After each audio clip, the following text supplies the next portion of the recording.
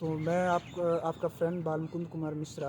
आज हम डिस्कस करेंगे जीवन में खुश रहने के तरीकों के बारे में।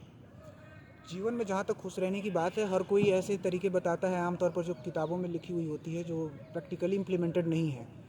But whatever I will explain here, it's totally practically implemented on me, right. So ये जो है एक तरह से बहुत अच्छी तरह से काम करेगा। मैं इसमें पूरा दावा कर सकता हूँ और ये बहुत ही अच्छा होगा ये तरीका जो अभी मैं बता रहा हूँ। इसके लिए जो सबसे मूल है खुश रहने के लिए, तो पहले तो जो मैंने 2 गोल डिस्कस किए थे उसको आपको लेकर चलना है बढ़िया से।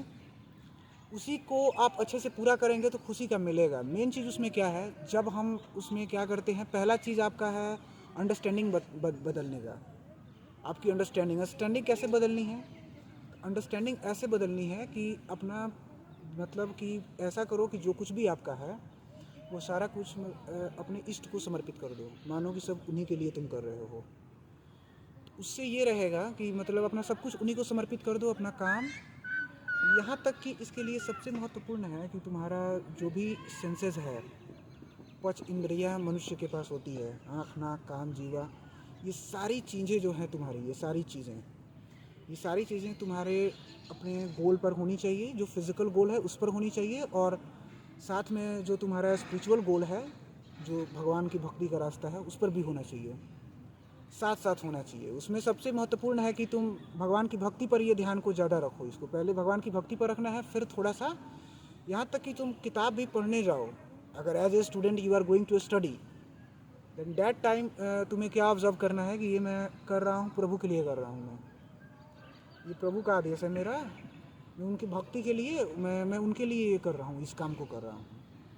ऐसा मान के जब तुम हर एक काम को करोगे, हर एक काम को भगवान के समर्पित करके करोगे, तो मुझे नहीं लगता कि तुमको जीवन में कभी दुख होगा। इसके लिए जो गीता में बताया गया है निष्काम कर्म योग, उसको भी तुम फॉलो कर सकते हो, जो कि ये बताती है कि सिर्फ कर्म करो, अपना सारा काम भगवान को समर्पित कर दो और उसके फल के बारे में चिंता ना करो एक तरह से। तो उस स्थिति को आपको पालन करना है। और पालन कैसे होगा? जब आप इसके लिए आपको स्टेप्स फॉलो करने पड़ेंगे, जो हम आपको बताएंगे कि कैसे आपको मेडिटेशन करना पड़ेगा, भगवान का ध्यान करना पड़ेगा, उनका कीर्तन सुनना पड़ेगा, उनके बारे में सब कुछ करना पड़ेगा, उनकी लीलाएं देखना पड़ेगा, उनके भक्तों के बारे में जानना पड़ेगा। ये सारी चीज़ें इसमें मेंशन है। ये सारा चीज़ जब आप करेंगे, ये सब कुछ, तो जो है आपके जीवन में क्या होगा, एक ऐसा स्टेट मिलेगा। ये करते हुए जब आप चलेंगे, ऐसे अपना फिजिकल गोल भी पूरा करते हुए और स्पिरिचुअल गोल भी पूरा करते हुए, इस तरह से जब आप इनको पूरा करते हुए चलेंगे, तब आपको एक फील पर ऐसा अनुभव होगा कि ये जो चीज़ें हैं, तो आपको एक कि आप जो है सुख से, आपको ना तो सुख में ज़्यादा हंसी आएगी, ना आप ज़्यादा उल्लासित होंगे, ना दुख में ज़्यादा आप बहुत ज़्यादा दुखी हो जाएंगे। आप एक न्यूट्रल स्टेट में पहुंच जाएंगे ये चीज़ें करने पर आप।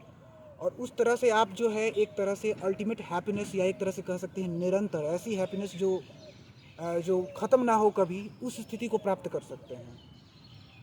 तो बाकी जैसे देखिए, बाकी बहुत सारे लोग तरीके बताते हैं, लेकिन उसमें ये है कि अगर आप उस तरीके से हैप्पीनेस को देखते हैं तो वो थ्योरेटिकल है, but this is more practical which I am discussing right now. So आप इसको पूरा करने का प्रयास करिए। भगवान का आशीर्वाद आपके साथ रहेगा। हरे कृष्ण।